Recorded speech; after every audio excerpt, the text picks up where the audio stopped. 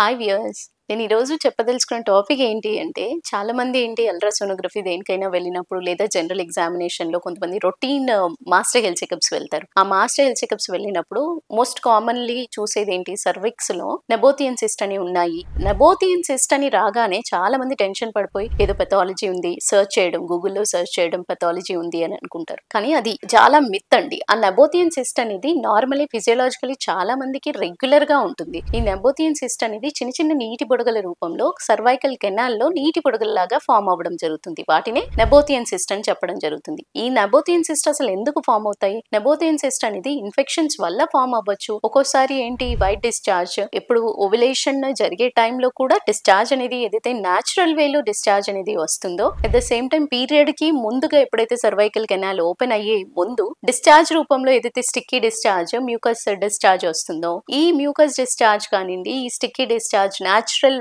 Secretions ఏవైతే ఉంటాయో అవి కూడా సిస్ట్ రూమ్ నెబోథియన్ సిస్ట్ రూపంలో ఉండడం జరుగుతుంది. కొంతమందికి సైజ్ ఆఫ్ ది నెబోథియన్ ఇలా చూసినప్పుడు first size of the nabothian cyst చూసుకోవాలి. First size of the nabothian cyst చూసుకున్న తర్వాత ఒకవేళ బిగ్ సైజ్ నెబోథియన్ సిస్టే ఉన్నప్పుడు మిమ్మల్ని మీరు ఫస్ట్ చెక్ చేసుకోండి. మీకు డిశ్చార్జ్ ఏమన్నా వస్తుందా, ఎక్కువగా వైట్ డిశ్చార్జ్ ఏమన్నా వస్తుందా, ఆ వైట్ డిశ్చార్జ్ అనేది ఏ కలర్ లో ఉంది అనేది చెక్ చేసుకున్నట్టయితే నిజంగా ఆ నెబోథియన్ సిస్ట్ కి ట్రీట్మెంట్ అవసరమా లేదా అనేది తెలుసుకోగలుగుతారు. ఇన్ కేస్ నెబోథియన్ సిస్ట్ ఉండి ఏ రకమైన డిశ్చార్జ్ లేనప్పుడు మీరు అలానే వదిలేయచ్చు. చాలా మంది అడుగుతారు, వదిలేస్తే ఎలా, దానికి ఏం ట్రీట్మెంట్ అవసరం లేదా అని. దానికి ట్రీట్మెంట్ అనేది ఎప్పుడైతే డిశ్చార్జ్ ఎక్కువగా ఉండి వాళ్ళని ఇబ్బంది పెడుతున్నప్పుడు, అంటే నొప్పి కానీ ఏదైనా బ్లీడింగ్ అవ్వడం కానీ అలాంటివి జరిగినప్పుడు డెఫినెట్ గా నెబోథియన్ సిస్ట్ కి ట్రీట్మెంట్ అవసరం. అలా కాకుండా సింపుల్ గా ఏ సిమ్టమ్ లేకుండా నెబోథియన్ సిస్ట్ ఉన్నప్పుడు ఏ రకమైన ట్రీట్మెంట్ అవసరం లేదు. అదే విధంగా ఒక్కోసారి ఏంటి ఈ నెబోథియన్ సిస్ట్ దానంతట అది కూడా తగ్గిపోతాయి. మనలో ఉండే న్యాచురల్ వెజైనల్ బ్యాక్టీరియా అనేది వాటిని హీల్ చేయడం అంటూ జరుగుతుంది. అట్ ద సేమ్ టైం ఎప్పుడైతే సర్వైకల్ కెనాల్ న్యాచురల్ పద్ధతిలో ఫిజియోలాజికలీ ఎప్పుడు ఓపెన్ అవుతుంది, బిఫోర్ పీరియడ్స్ కానివ్వండి,